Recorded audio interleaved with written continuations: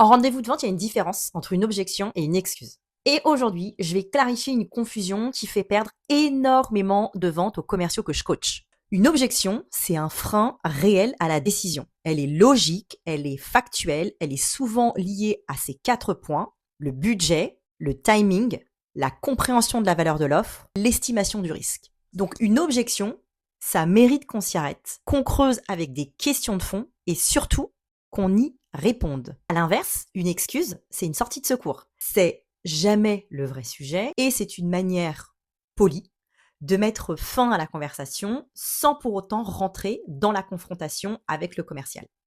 L'erreur classique que font les commerciaux, c'est de traiter une excuse comme une objection et donc de s'épuiser à argumenter dans le vide. Je te donne 3 exemples. C'est trop cher. Si le prospect, il a comparé, qu'il a compris la valeur de ton offre et qu'il parle d'arbitrage budgétaire, c'est une vraie objection. En revanche, s'il dit ça dès les 2 premières minutes sans avoir compris le bénéfice de ton offre, c'est clairement une excuse. Je n'ai pas le temps. Si le prospect est réellement sous pression opérationnelle et cherche à prioriser, c'est une objection.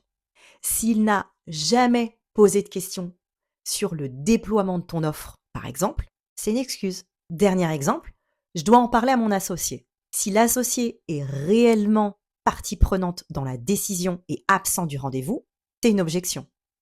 Mais si l'associé, il est flou, qu'il est jamais nommé et qu'il sert juste à repousser la décision, c'est une excuse. Donc la règle, elle est simple. Une objection, ça se traite. Une excuse, ça se démasque. Tant que tu ne feras pas la différence entre une simple excuse et une véritable objection, tu vas perdre du temps, de l'énergie et surtout, tu vas perdre tes deals. Et si tu veux plus d'astuces en vente, tu peux t'abonner à ce compte.